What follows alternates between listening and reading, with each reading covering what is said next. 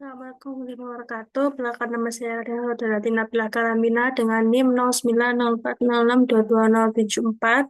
Di sini saya akan mempresentasikan materi tentang manajemen layanan teknologi informasi. Sebelumnya mohon maaf saya harus pakai Zoom karena laptop saya tidak memungkinkan untuk pakai aplikasi perekam yang lain. Nah, di sini ada daftar isi. Daftar isi ini akan membahas tentang apa itu MLTI, mengapa MLTI itu penting, MLTI Practice Service Desk, serta penerapan MLTI praktis. Yang pertama, apa itu MLTI?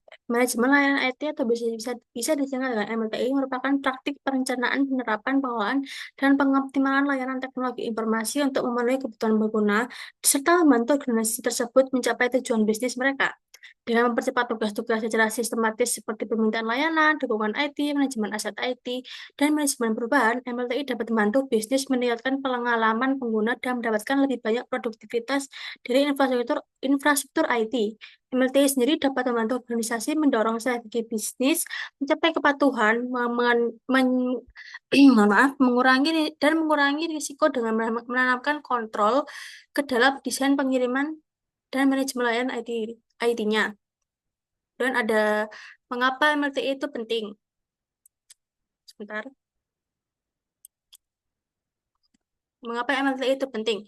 Berikut ini adalah beberapa alasan utama mengapa MLTI itu sangat diperlukan oleh perusahaan-perusahaan. Yang pertama, meningkatkan efisiensi operasional.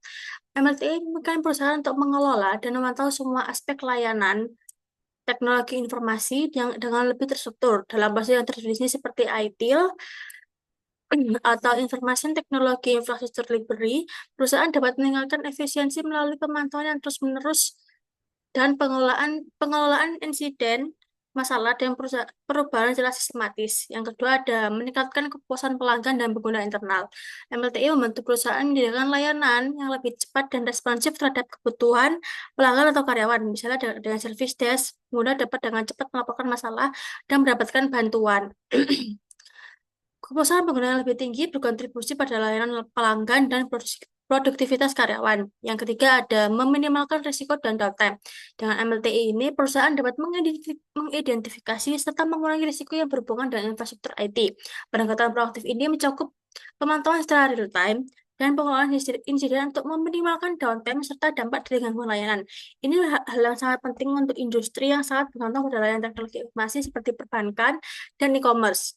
Yang terakhir adalah mematuhi regulasi dan standar keamanan, di mana perusahaan ini di beberapa industri itu harus mematuhi regulasi yang ketat terkait keamanan data dan privasi, seperti GDPR di Uni Eropa. MLTI ini membantu perusahaan untuk dapat memenuhi persyaratan dengan mengimplementasikan kontrol yang sesuai, menjaga keamanan data, dan mengelola akses informasi dengan baik. Kemudian ini ada MLTI praktis. Di sini saya menjelaskan tentang MLTI Practice Service Desk, di mana service desk sendiri berfungsi untuk titik kontak utama antara penyedia layanan IT dengan pengguna atau user. Service desk ini bertanggung jawab untuk menangani permintaan bantuan, insiden, dan menyediakan informasi terkait layanan IT.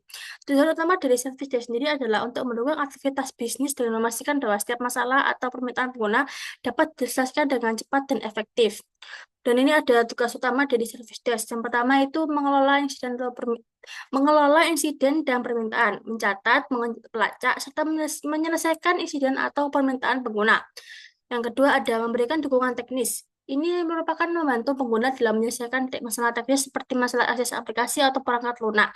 Yang ketiga adalah memberikan informasi layanan. Di sini service desk ini memberikan informasi terbaru tentang layanan IT atau status dari insiden yang telah terjadi.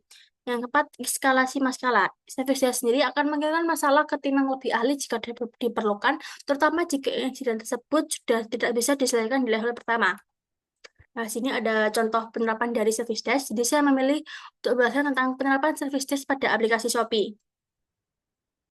Ini bisa dilihat di sini. Di aplikasi Shopee sendiri ada dua jenis bantuan yang bisa kita gunakan. Yang pertama ada pusat bantuan dan juga chat dengan Shopee. Di sini kalau misalnya kita pilih dengan chat dengan Shopee, pertama kita akan diarahkan dengan oleh bot terlebih dahulu, di mana kita akan memberikan laporan tentang permasalahan yang telah kita alami. Di sini ada bermacam-macam seperti pengiriman, apa tentang akun, tentang Shopee Pay Later atau tentang Shopee Pay. Kemudian nanti kita akan dialihkan ke admin, di mana admin ini akan membantu kita untuk seperti kayak melaksanakan bukan melaksanakan maaf, kayak membantu kita untuk menyelesaikan permasalahan yang telah dialami serta membuat laporan untuk Shopee-nya. Terus yang kedua ada pusat bantuan, di mana pusat bantuan ini kayak lebih kompleks gitu. Di pusat bantuan ini ada untuk kayak lacak pesanan, apa cek status pengembalian dana, apa batalkan pesanan, ubah nomor handphone serta ajukan pengembalian dana. Di sini saya sendiri juga sudah pernah menggunakan fitur ini, bisa dilihat di laporan saya. Saya sudah pernah memberikan laporan dan sudah dilaksanakan dengan baik oleh Shopee dan diselesaikan dengan baik juga.